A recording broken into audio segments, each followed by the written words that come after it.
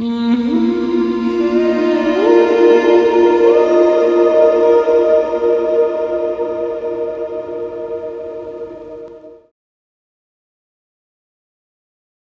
welcome everyone. Today I am beyond delighted to be introducing to you Pam Gregory Astrologer. And I know that you all know who she is. And Pam, you're so much more than an astrologer. You really are a light in the dark. And I remember actually, primarily during the COVID years, friends of mine would send me your forecasts as all of us were kind of rolling through dark night of the souls, you know, even though we knew the trajectory overall was to bring in consciousness. I think there were moments for everyone when we were like very overwhelmed, and then your forecast would come in. And it's like having a spiritual agony aunt or something to listen to. So I do want to say, thank you for all that you do in a really heartfelt way. I really believe that you've assisted a lot of people through the last few years. So welcome and thank you for who you are. Bless you. I'm very touched by that. Thank you so much. I mean, we've all got our piece of the puzzle in this huge transition, and I'm just happy if I'm helping people. And you know, the principles are terribly simple, really. I call myself a proud bumpkin because, you know, I'm very connected to nature, nothing is complicated, and maybe that's why it helps people, because it's so simple and accessible, the things I talk about. But oddly, just by chance, because knowing this was coming up today, Sarita, I happened to be reading the last chapter of the book that I wrote in, well, it's the last chapter I wrote in 2017. And it said, 2020 stands out as a very important and pivotal year astrologically. For those alive now, it'll certainly be one of the greatest years of change and paradigm shift. And this new paradigm will continue into 2021 and well beyond. We will think of life, how life was before 2020, and then how it is after. And I also talk about things coming to a peak in 2020, great polarization between the traditional controls in society and people more and more from the grassroots wanting to avoid those social controls. This will accelerate the breakdown of those traditional structures. And I wrote that in 2017. I thought, wow, that's not bad. Amazing. I mean, you're a true seer, actually. In my shamanic studies, part of what we were trained in was seership. And I feel like what I do with my work is I kind of see into people's bodies. I look at their geometry, their energy, their consciousness, and I try and show them how to heal themselves and come into the truth of who they are. And I feel like you're doing exactly the same thing, but like with these huge bodies, you know, the stars, the planets, and you're seeing the geometry and the consciousness of all of those. And I really wanted to ask you, you know, why, in your words, do you think it is so important that these small bodies understand and work with the large bodies, especially in terms of our path of, you know, expanding our consciousness and the ascension path, basically? Why is it so important that we understand what's going on out there? Yeah, great question. Thank you, Sarita. It's really, I think, that they give us a kind of cosmic weather forecast. And if we understand that, and if we can resonate with it, then we have cosmic winds helping us, as it were. If we don't understand what's going on, we can resist and get into negative energies of frustration and anger, and things aren't flowing properly, and I can't get what I want. And so that broadcasts as a negative frequency, which attracts more lack and anger and frustration. So I think understanding that bigger picture, it's just almost like if you watch a regular weather forecast, and if it's going to be a big rainstorm tomorrow, you then have information to say, either I can stay at home for that period of time, or I can take an umbrella with me. I now have informed choice. But if you didn't know that, you know, you might be caught short in thunderous rain. So it's in a way, it's as simple as that. But it helps us evolve our choices, I think, get to a higher state of our choices. Of each planetary archetype has specific meaning. And so if we can understand that, again, we have this cooperational resonance that goes on. You know, for instance, if somebody is going through a Saturn transit, and at work they have a lot of work to do, a lot of bureaucracy, a lot of paperwork, if they behave as if they're having a Uranus transit and kind of leave work early, bunk off, have a row with the boss, it's not going to work out very well. But if they follow the lesson of Saturn, keep their head down, work very hard, Saturn can turn lead into gold, and they might get a promotion at the end of that or some recognition because they're following the archetypal meaning of Saturn. Equally, if you've got a Uranus transit, which is all about taking risks, breaking out of the mold, breaking up stale patterns, being much more individually creative and self-expressive, and if you behave then as if you're having a Saturn transit and just play by the rules and keep your head, you're going to miss some incredible out of the box, out of the blue opportunities that Uranus is offering you. So understanding the archetypes helps us to fulfill our potential, I think, have smoother, easier lives. I mean, not that astrologers have perfect lives, don't get me wrong, but it helps us fulfill our potential at a higher level than if we didn't have that information. So do you really feel, because they're, if you like, bigger bodies of consciousness, that they have a far more influential pull on our smaller bodies of consciousness?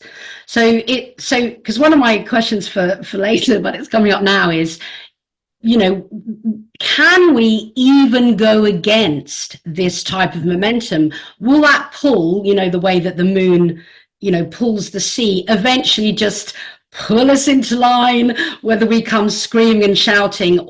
You know, how much influence do you believe we have over those, or are they really, you know, is it the other way around? Because obviously we're all quantumly entangled.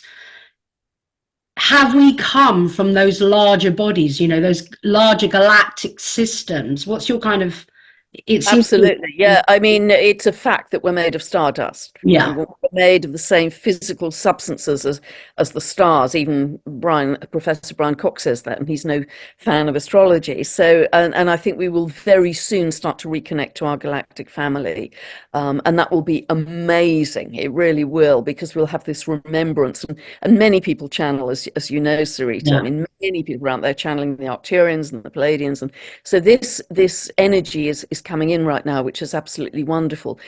So it's an interesting question that you ask, because in yes, of course we have free will. I very much believe we have free will, because your birth chart is your unique sheet of music, and we can either butcher that and make an absolute pig's ear of it, or we can play it magnificently in the world and have a really big life and help a lot of people.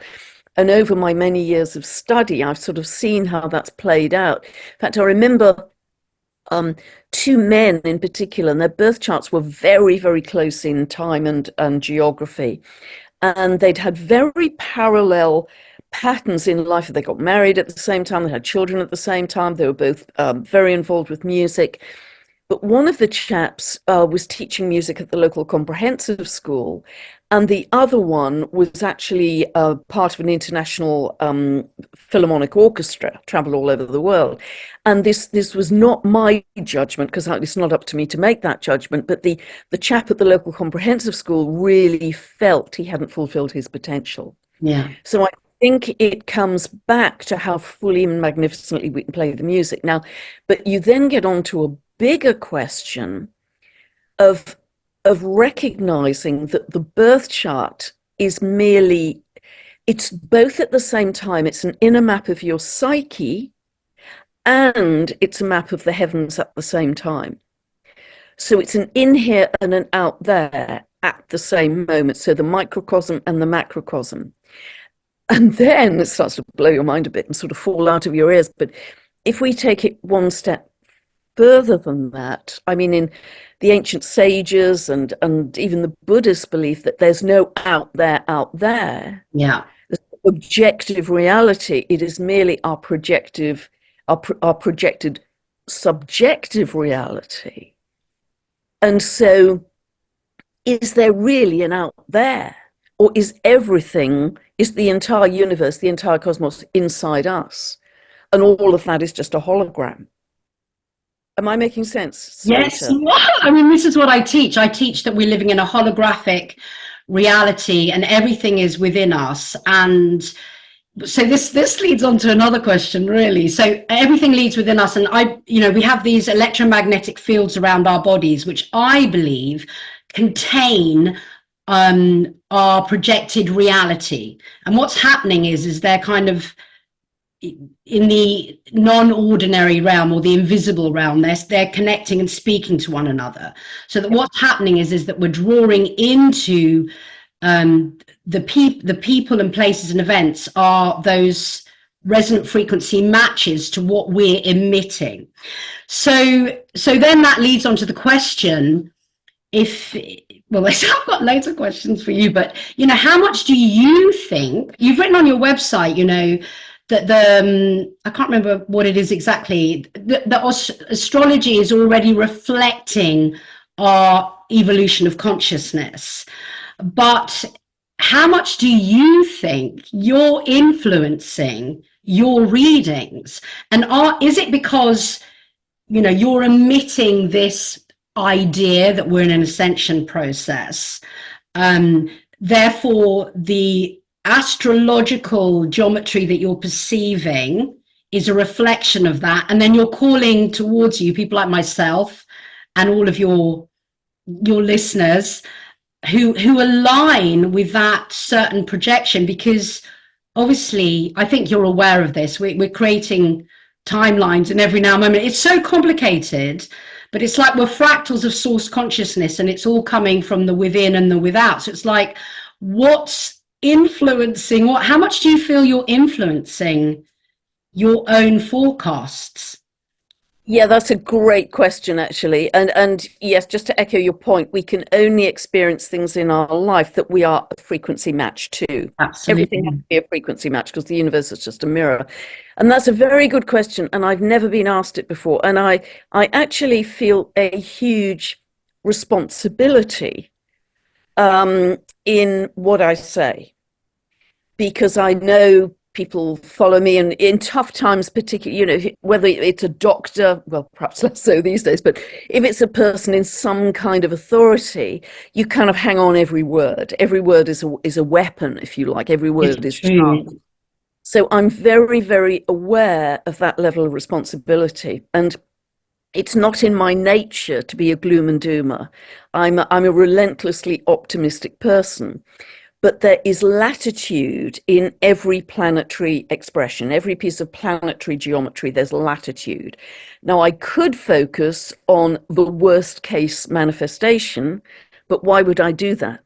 Yeah. So I will always, because it's in my nature, and because of the situation we're living in the world and have this incredible, unique evolutionary opportunity right now, why would I do that? So I am going to explain and enlarge upon the best possible manifestation.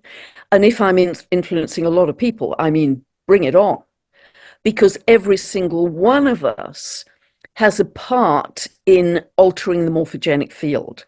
And by the laws of physics, and I say this about my incredibly simple 15-minute meditation on a Sunday evening, 7 o'clock UK time, and I didn't want Zoom links and admin and all the rest. It was an idea that people come together all over the world as if they're holding hands. They set a clear intention to bring in a more loving, abundant new earth. People are having amazing experiences. I just want people to feel love, joy, compassion, peace, gratitude, all of those wonderful emotions. And people are starting to see that we're becoming like Sufi dancers. We're all connecting because we're on a similar frequency, people who follow my work. And we're starting to spin with light, and that light is getting bigger and wider, and it's covering the whole earth, and the energy is getting stronger every week, like a tsunami of light. And why wouldn't we do that? Absolutely. Do that. So because of my relentless optimism, I am going to keep banging that drum of, look, this is the biggest evolutionary opportunity we've had in any lifetime. So we have to absolutely optimize that. And the astrology helps us enormously in understanding what's going on with that. But let's go for it. let's achieve the biggest and the best and the greatest, because why would we plan to fall short? So that's why I will never be a gloom and doomer. I will try and encourage everybody to their maximum potential. Because, I mean, why wouldn't we do that? especially knowing the challenges in these times, why would we do that? Yeah, well, I mean, I think the thing is that, well, that's a complicated thing, isn't it? Because there are many people who are, if you like, programmed or traumatized in certain ways, that they're unconsciously creating negativity, even though I don't think it's any human's life path to want to do that. And I think our natural trajectory is one of evolution. That's it. We're all evolving, aren't we? However, if we haven't on a personal level dealt with our shadow aspects and the deep unconscious and where we've come from with all of this programming, and obviously I'm sure all of your listeners and mine too are aware that there's another agenda going on, which I believe is actually just kind of squeezing us into the light, because then we're getting the opportunity to look at the contrast and then choose one or the other. But I think for many people, they're not even aware that they can choose a positive path, because they are running on the unconscious all of the time. And I think much of what we're seeing is the unconscious shadow kind of rising up and making itself known to us so that we can transmute it. Absolutely. Absolutely. Yeah, you must have in your past life already done a certain amount of the work. Past life or in this life, Pam, I'm going to choose a lifetime of cruising next time for sure. Absolutely, for sure. And yes, what you say is absolutely right, Sarita. We only grow through the contrast. Yeah. We only grow. It's like shining a bright light into dark corners with cockroaches and beetles and cobwebs and nasty things that we didn't see before. And I think that has to happen in order to propel us into something better. That's absolutely essential, because if it was easy peasy, before 2020, we were rumbling along in a reasonably comfortable existence, at least in the Western world. So there was no need to really make any kind of evolutionary jump. It was same old, same old. We had a good job, we had status, we had title, we had money, blah, blah. It was the pandemic that actually forced a change, and certainly globally, it has forced many like-minded people to come together in groups, freedom groups, to say, do you know what? We are absolutely done with this. We want to create a better world. So it acted as a catalyst. There was kind of boomerang effect. So it acted as a catalyst. And those grassroots groups, which is where we're going with the Aquarian energy, they are all over the world. And they're doing amazing things to say, okay, we've each got a piece of the puzzle. What can we do to build a better world? And I'm in a group for about 200 people, as a carpenter, a builder, I'm an astrologer. We've all got a different piece of the puzzle. Yeah. So, but it's fabulous, because everybody is super, super, super positive in that we don't want that. We're not going to do that again. So what do we want? Yeah, we're going to make it amazing. So, and that I don't believe would have happened without COVID. And COVID was clear as day. That Saturn-Pluto conjunction on the 12th of January 2020, I was seeing jackboots on the tarmac. I was seeing contraction, lockdown. It was sort of echoes of Nazi Germany. Didn't know what. I never know the detail of the events, but I thought, wow, something huge coming. But it was a necessary catalyst. Yeah. And yes, I very much agree, Sarita, that there are many people who haven't sort of worked through their stuff. I've had some very, very tough decades in my life. I was ill for 39 years and only got my health sorted out about 6 years ago. There was a lot of fear for decades. It was just tons of stuff.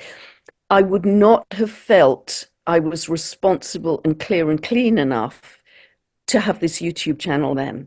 I wouldn't have been useful. I wouldn't have been helpful.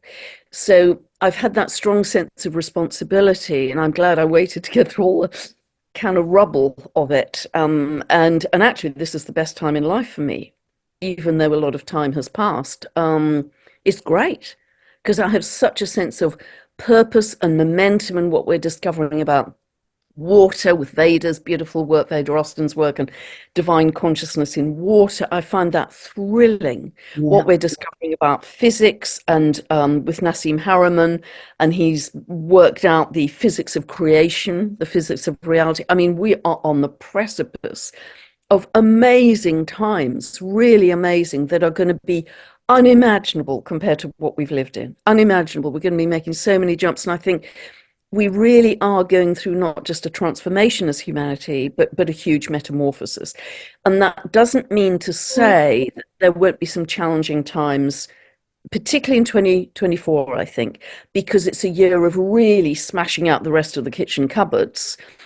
And therefore it'll be lumpy, because everything we've known as reliable structures in life that we thought were long-term, whether it's education or politics or the legal system or whatever, the financial system, whatever it is, those systems that appear to be long-term and permanent will go through one heck of a shake-up. I think even the Earth itself is going to have some big Earth events, a lot more seismic activity, but we know this is part of Gaia going through her upgrade too. So we just have to, you know, an analogy I often quote, an example I often quote, many years ago when I was in my 20s, you might have heard me say this, I was going off traveling for 5 months all around India and Nepal and trekking the Himalayas on my own. So I was in my mid-20s, 5'2", English, fair lady.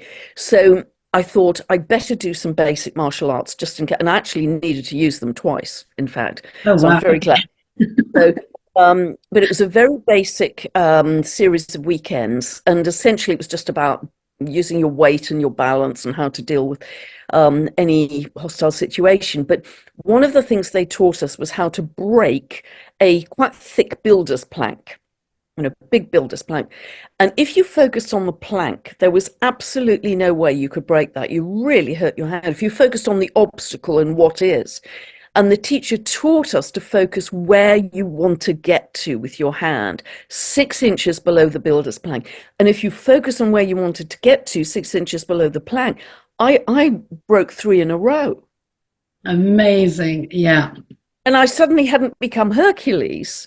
I just shifted my point of focus. Absolutely, because there's no matter anyway. Well, I mean, there's very little matter in the universe. It's all energy, isn't it? Absolutely. So, yeah. And I think with the corona, I mean, there's a reason it was called, the crown.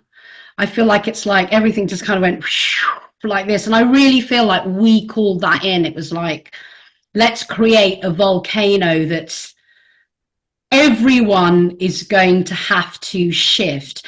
And I think also, looking at your idea of being positive and always choosing, if you like, the higher timeline and looking where you're trying to go, not kind of, I mean, I think at this point, there's still the majority of people are head down, 3D, looking down, not looking up and out at what could be.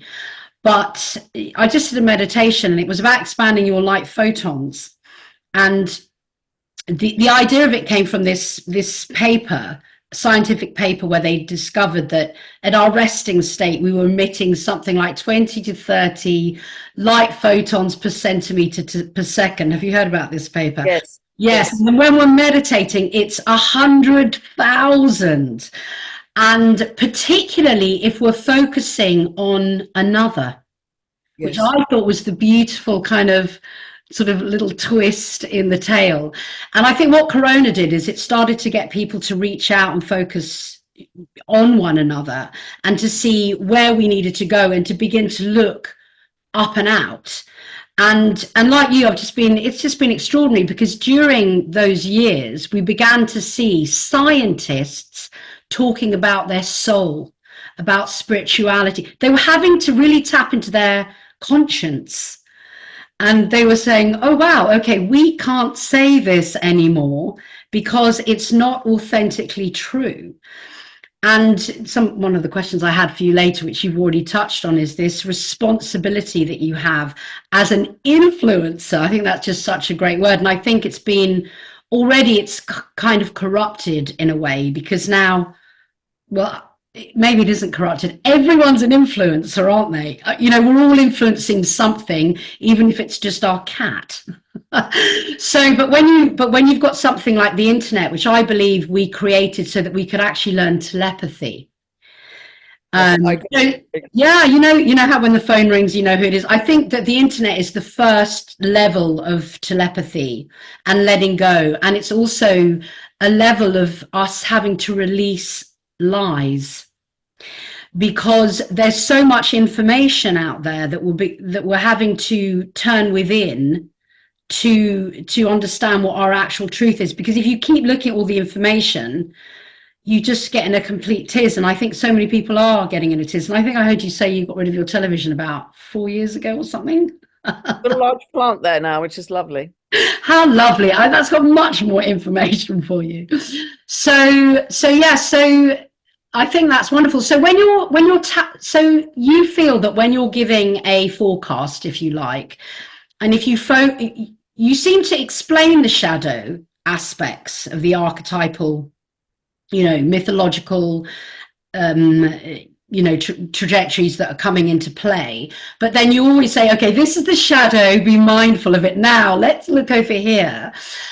Do you think there is actually a kind of,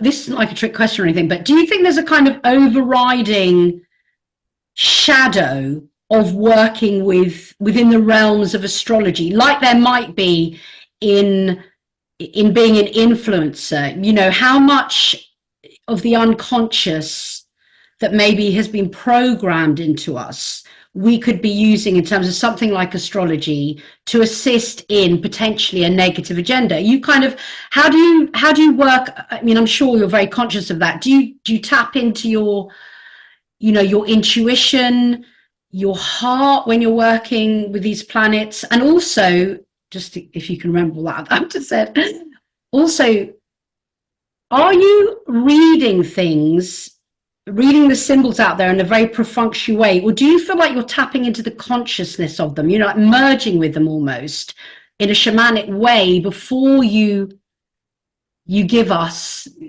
what you see, what you're seeing out there? Yeah, gosh, a lot in that, Sarita. I'm excited. Backtrack. Yeah, I think everything in our collective reality we have created from our collective consciousness. That's not a very popular view, but it's come from us. Because if it is true that we create our reality, therefore on a collective level, we must have created the collective experience that we're going through. So that's why I try so hard to encourage people to live at their best. Also, when we're thinking of another, as you say, I mean, the real expert on this is Lynn McTaggart and her Power of Eight groups, because what she's found, and she has a beautiful quote about the highest state of being, the most natural state of being is altruism. Because what she's finding in her Power of Eight groups, and she's got a whole book called Power of Eight, and she runs these groups on an ongoing basis, is that, say, 7 of the people are focused on one of the people in the group that needs healing, and say that's Susan. But it isn't just Susan that gets the healing. Everybody, the other 7, there's a kind of bounce back, and they all get healed too. Yeah. So the group energy will magnify the healing energy. And so whenever you come together with a like-minded group, and Nassim Harriman talks about this, how you magnify that energy. And so that's very exciting, because that's very Aquarian. We're coming together in groups. It's like mycelium mushrooms. We're all connecting with each other. So we have this magnificent potential. So those are the first sort of 2 things you raised, I think. And getting to the other question, yes, that's very interesting, because I do try and tune into the consciousness, the frequency of the planets, their archetypes. And I'm increasingly aware, and I've said it in quite a few videos, that I want to go beyond the traditional astrology, because I see it as quite limited. And I think it's important that I kind of share some of the more difficult manifestations, because I don't want to get into spiritual bypassing. We have to acknowledge what may happen, but then say, do not negatively, emotionally engage with them. Do not entangle with those. Stay on your eagle's perch. Yes, be aware, observe. Mastery is being aware of the difficulties and still being able to keep your equilibrium. That's mastery. It's not spiritual bypassing and thinking, la, la, la, la, la, everything's perfect. That isn't mastery. That's just deviation. And so being aware, but saying, okay, I acknowledge that. That's not my timeline. I'm not going to energize and feed that. And, you know, focusing on it is food in the quantum realm. I'm going to go over here because I have free will, and with this wonderful group of people, create something way more beautiful, way more loving. You know, the world we've lived in is not perfect by a long way. This contrast is making that very clear. So I am going to, as long as I'm on this earth, keep on banging that drum about how much power we have as co-creators. And I think we're going to really discover that going through 2024. Do it in really elementary ways, really simple ways. Set a clear intention, you're easily finding a car parking space. Clear intention, I'm now easily already finding my car keys, which I then find in the vegetable rack or somewhere weird. I use Ho'oponopono a lot. If I'm in any kind of difficult situation, which I can't logic my way out of, I'll use Ho'oponopono, that very simple 4-stanza. Yeah. I'm sorry, forgive me, thank you, I love you. That, you just think it's ridiculous that could make any difference. It has been miraculous, I have to say. I've laughed out loud when that has changed a dynamic of something that I thought was very difficult. I mean, I've just laughed out loud. So have these really simple tools in your toolkit. Live with more intentionality. Be very aware of the energy, the frequency that you're broadcasting. I really catch myself now if I'm going, whoa, no, we're not, you've done that to death. We're not going to do that again. And so I'm much more conscious of when I go unconscious. Much more. So if I'm on a negative, so that's not going to work very well. You know, last time you tried, didn't we? I will flick it into, wow, look at the sky, look at the light today. And I've got my rolling mantras. You know, I'm the light, I'm the love, I'm the truth, I am. I'll flick it, and you know, I live in a world of magic and miracles. Miracles work for me. So I'll flick instantly into one of those, and I'll keep rolling it around my head like rosary beads, because it will get me to a better state and stop that negative unconscious run. Yeah. So I'm quite like a thought policeman. And I think becoming conscious of your unconscious is the first step. Really. It's very hard. When you first begin, it just feels insurmountable, doesn't it? Because you start to see all your thoughts and you're like, they're just enormous. And I don't know if you've experienced this as well. Sometimes I get thoughts in my head or images that I know are not even mine. Where on earth are they coming from? Because obviously we are unconsciously seeing much more of the visible light spectrum than we're conscious of. So there's a lot more out there. And as we become more aware of the unconscious, that obviously expands. But when you beginning to master your own thoughts, it's a good few years of hardcore self-analysis and mastery and rising above. So just to say, Sarita, as well, dead simple thing you can do to get you into the habit of this, and I say it so often, stick post-it notes on your fridge, your bathroom mirror, your kitchen cupboards. What are you thinking about? What's your frequency? Just to get you in that habit of where's my head now? Because if we're cooking or eating or whatever we're doing, we can so easily just drift, or we can go down the scroll hole of social media. And again, referencing something you said earlier, particularly with Pluto moving into Aquarius tomorrow, and essentially for the next 20 years, with all the AI that's going to come in, we aren't going to know what's true and what's not. There's going to be so much more smoke and mirrors. So we can go, really big, scary thing. It may not exist at all. And actually linked to that. So again, your reference point is inner, not outer. Live from the inside out, not the outside in. And what I think has happened in the world very skillfully is an idea is floated on the nightly news, and a lot of the population go, that's a really big scary thing. And they actually obediently then manifest. They create it. Yeah.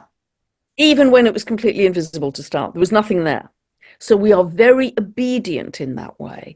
Mm-hmm. And moving into Aquarian energy much more, there's going to be less obedience. And I don't mean that in any kind of violent confrontational way.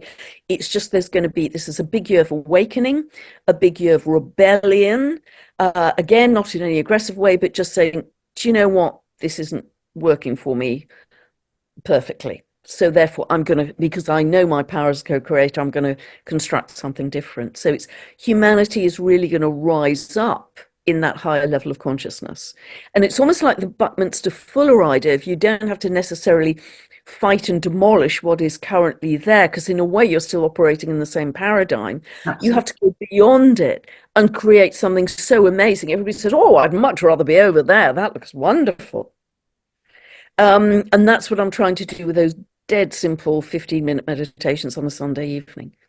Yeah, I think that's beautiful. And talking back to the whole Lynn McTaggart thing, is I do a lot of shamanic ceremony, and what I've discovered, excuse me, is that when you're in a group, I don't know, doing some kind of vast ceremony, what generally happens is you've got this exponential increase of energy and intention, because obviously the more you put in is the more you get out. But what I found is if one person in the group is, let's say, unconscious about an aspect of themselves that needs healing, the others won't be. So theirs gets healed, and then they're reflecting something that you're unconscious about, and they heal yours. And that's why there's this exponential increase, because together we have more conscious aspects. And I think this is the whole kind of beauty. And I think the other thing is that we're beginning to really know that we are at, I mean, part of the, if you like, the positive aspect of the climate crisis agenda thing that's playing out is that many people are beginning to work out that that we need Earth, let's say on a really kind of basic level. But for those of us on this path, we're beginning to understand that we are Earth. That's a kind of very different thing. We are part and parcel of the consciousness of that. And there's a kind of group escalation. It's like, is Earth elevating us? Are we elevating Earth? Like, what's happening? There's a kind of beautiful, exactly. There's a loop there. And I think, and drawing back to something else you said with the AI, you know, we're not going to know what's real and what's not. Even if you're essentially asleep at the wheel of your own life, you're unconscious. At some point, you're going to realize that there are bots out there that look human that are telling you your nightly news or whatever. And you cannot trust anything out there just on a fundamental physical level anymore. So even those who, if you like, don't want to wake up because it's intrinsically painful, or, you know, for whatever reason, they don't want to wake up, they're literally going to be pulled kind of kicking and screaming into awakening, because it's going to be so obvious out there, isn't it? I wanted to, it's just, sorry, and it's just the energy, it's just the frequency, it's the light that is going to change. And I always thought over the years, I've said it's going to be the light. It isn't going to take decades and decades. It's going to be something connected to the light. And this very high frequency of light, I mean, there's more light on the Earth apparently than we've ever had before, because we're moving through the photon belt and part of the ripples in the galactic current sheet. So this is so exciting. So even if people don't study stuff in the way that you and I and lots of other people do, they're going to be carried, many of them, on this wave of light, which is so incredible. And yes, we are all at one. The dwarf planets, so many of them have this, like Homer has the, you know, they have this shamanic connection. They have this deep instinctive connection to the Earth. And I'm always reminded of Lemurian times when everything was oneness. They saw themselves as light beings that were all part of a oneness connected to the trees, the animals, the birds, the slugs, the snails, the earth, everything, the cosmos, everything was one consciousness. And I honestly believe that's how it is. I honestly do. And that's very exciting, actually, if we see it in that way. Yeah, I think more and more, I mean, certainly as I've become more conscious, I remember, you know, I think I saw someone about a year ago just kill a moth without even thinking about it. And my whole body just went, and I was like, wow, Sarita, that's kind of full on. And I think we're getting to this point where we can't harm, because we're beginning to feel the truth of who we are, which is this interconnected thing that's going on. And just coming back to that, back again a few threads, is if there's, we're talking about influences, and are the planets influencing us, or what's happening in terms of timelines and things like that. There's obviously, galactic beings. So I know you've just done some videos on the blue beings of light that are coming in. I've actually been seeing blue light everywhere for a few years, and so have many of my followers. And you've got the Palladians, the Arcturians, all of these type of people. So they're obviously galactic beings on their planets or in their star systems. And there must be a longing with us, because that's what we come from, to connect into that. And they must be longing to reconnect with us in some way. And then because they're I imagine they're operating from a higher dimensionality, they must be pulling us as well in some way. I mean, do you get a sense of this when you're doing your forecasts? Yes, I do. And I think everybody's psychic sensitivity is increasing. I mean, I'm not aware of channeling any particular beings. People constantly tell me I am, but I'm not aware of it at all. So, I just try and get through my days. But people tell me that I am, and certainly those higher beings, because they are higher beings, they're operating on higher dimensions, have been through these kinds of evolutions. So they're very keen for us to help. But also, as I understand it, the Earth has a pivotal role in the entire galaxy. So our evolution is very much a key jigsaw puzzle of the evolution of the entire galaxy. That's why it's so crucial for us to get it right, and that's why they have such an interest in it. And I do think, although they're not supposed to interfere, I do think they help us in all kinds of ways to prevent extreme disasters and that kind of thing. So I very much there to benefit us, and I think the more we can hear them, I mean, there's certain people I follow. Daniel Scranton is a very good guy to follow. He channels the Arcturians, and I follow his work. There are many people. I mean, Magenta Pixie channels the White Wing Collective of Nine. There's some very good people out there. So the more we can connect to those messages, that information coming in, I think the easier our journey will be through this evolution, because I think they are only there to benefit us. They are only there to help us. Yeah, I would agree. So going back to, there was a piece of that you kind of answered and didn't answer. Do you feel like you're kind of merging your consciousness when you're doing your astro? Because yes, it feels very shamanic to me what you're doing, and it is like a merging, and then you're pulling out the personality and the language. Yeah, translating it for us. Yes, the dwarf planets particularly have this connection. I'm so connected to nature. Nature's always been my go-to place, my sanctuary, my touchstone. But yes, particularly when I go off-piste in those videos, when I say things I wasn't planning to. I'm not just talking dates and degrees and minutes where, well, I don't know where this came from. Particularly when I kind of have those free-flowing bits, I don't know where they come from. And those are the most helpful pieces. Everybody said, I don't understand a word of the astrology, but what you said there was really helpful. So that's when I feel the consciousness of the planets really coming through, particularly the dwarf planets, because they're our higher octave of consciousness where we're headed to. And there's going to be so much, Sarita, of the out there that is going to come into us. We are going to go through absolute quantum leaps in our consciousness. This year is going to happen really all the way through the year, but April is a particularly big month for that to happen, where it's kind of boom, paradigm shift, and they are going to just keep on coming this year to get us to a very different place in the next couple of years. And have you? Yes. Yeah. Sorry. No, that's it. I'm done. Yep. Yeah. So, and as far as I understand it, there have been new sort of, I think the dwarf, I really don't know much about astrology, but the dwarf planets that have been coming in are new, and there's other planetary bodies and star systems that have been coming in that are newer. And so when you were talking about that you feel like astrology is changing, do you feel like that, just like we are, becoming more aware of astrology on a multidimensional level, like we are becoming aware of ourselves as multidimensional beings. 100%, 100%. And it's not that they are new, they've been there forever. It's that our perception has opened up, because most of these dwarf planets were discovered round about the turn of, 1999 going to the early 2000s. So they've only been discovered for around 20 years, which is an absolute drop in the bucket for astrology. Yeah. That's, thousands of years. And it is not that they are new, is that we have a new perception. We have a more expanded multidimensional perception, and there's so many of them out there we've yet to discover.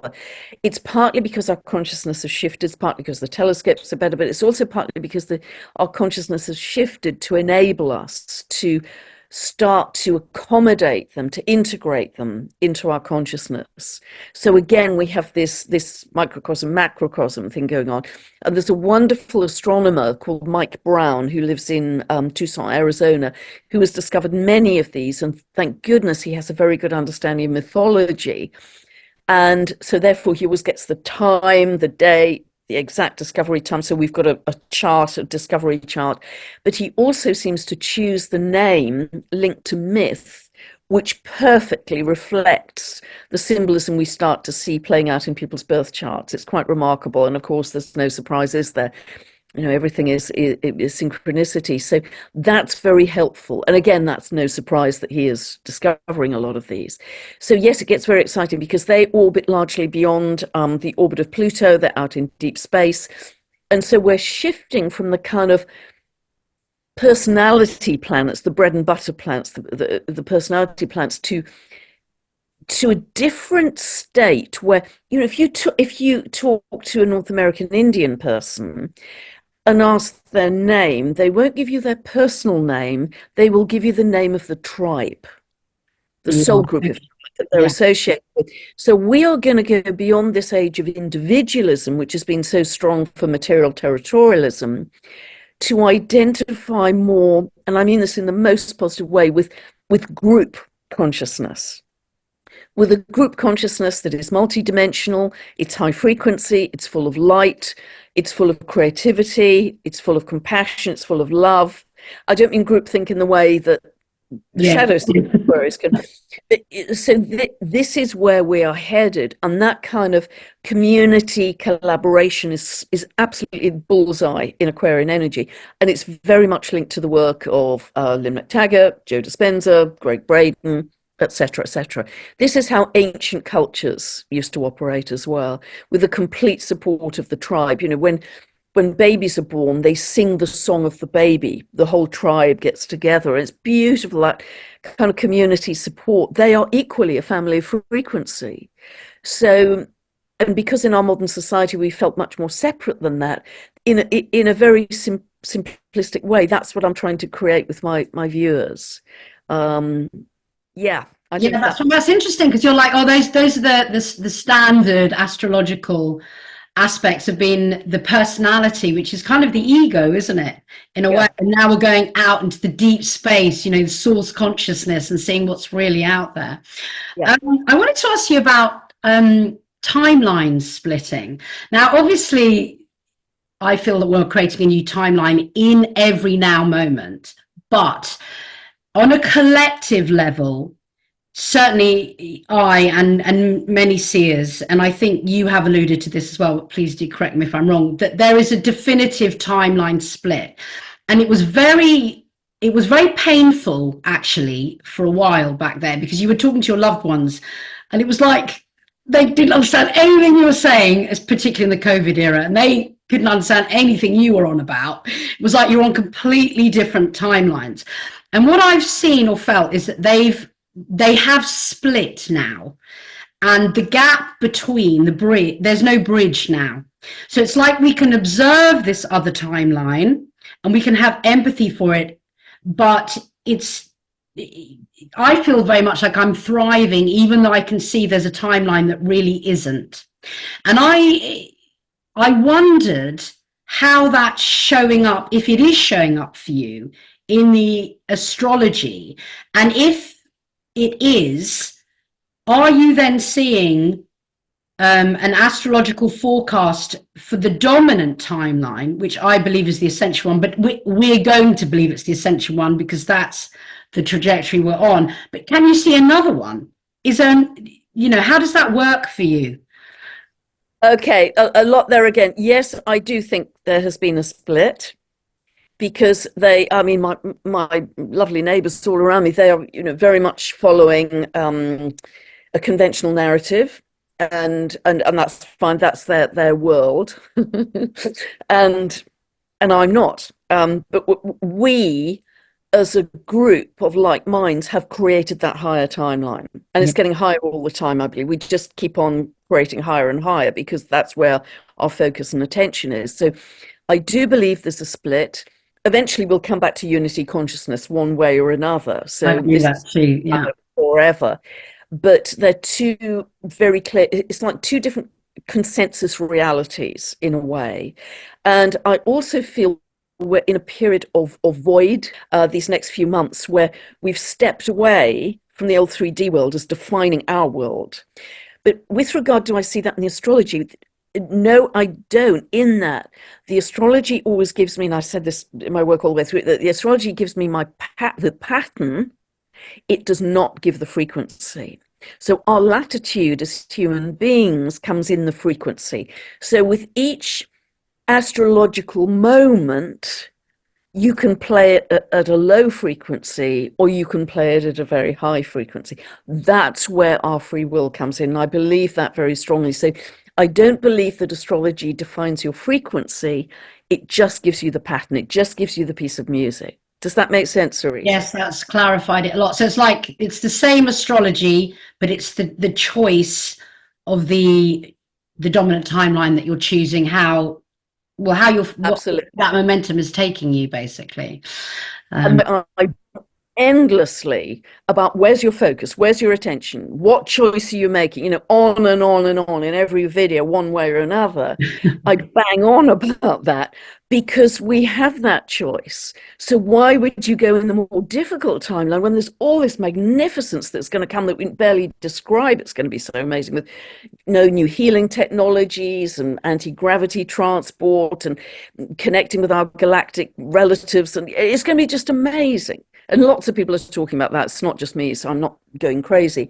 But why would you make the lesser choice? And that's why I try in the videos to make people aware of there is a choice. Yeah. But first of all, you've got to become conscious of what may be currently unconscious. Absolutely.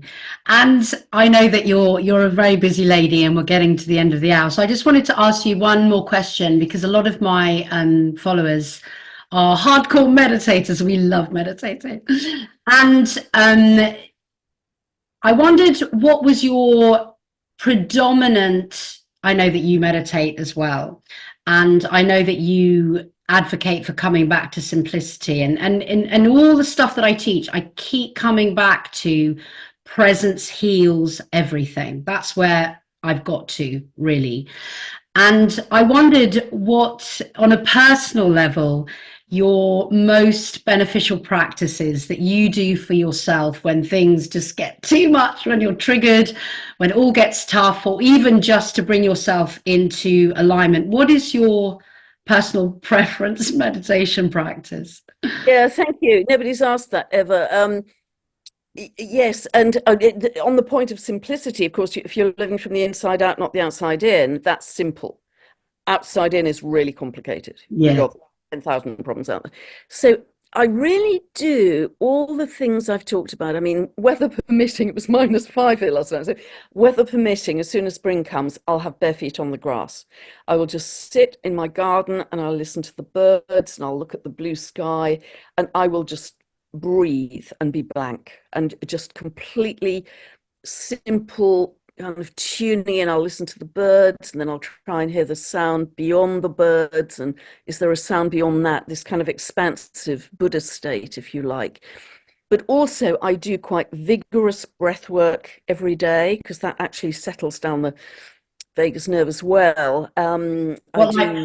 fire breath and sort of alkaline breathing and those types of things? That's the thing that, you know, I've done about half a century of yoga, and also I did some Buteyko breath work. So now I do something called Soma breath, which is a combination of Wim Hof and pranayama and a whole bunch of things.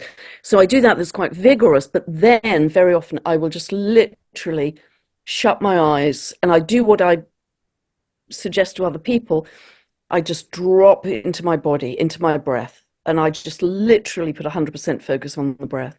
And I just watch and feel how that brings down cortisol levels, crazy busy mind, just warmth. And I will literally just put 100% focus on the breath, and I'll just watch it slow and deepen, and I can feel bliss coming in. The more I do that, I just feel bliss. I feel complete bliss, and I don't want it to end.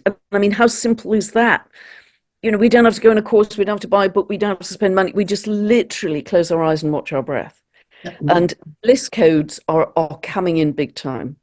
So just drop into the bliss. That is a beautiful place for your physiology, your health, your creativity. Drop into bliss as often as you can in your day. That's simple. That's beautiful. And I think the thing is I think a lot of people forget this, but we are ascending through the body. Yeah. So this is where we're going to find the divine. So I love that practice. And yes, it's been so lovely to speak to you. I really do appreciate the time that you've taken to be with me and with my viewers. Thank you so much, Pam, and thank you for everything that you do and continue to do for all of us. No, bless you, Sarita. I've loved it, actually. You've asked some very different questions that have made me think a bit. So it's been really super. And I just send love to everybody out there. And remember that analogy. Think 6 inches below the builder's plank. And it's much easier. Focus on where you want to get to. Don't focus on the obstacle. Focus on where you want to get to. And we'll come together and we will rock it. Oh, we're rocking it. It's happening. Thank you so much, Pam. Yeah, love to everyone out there. Thanks for listening. Thank you.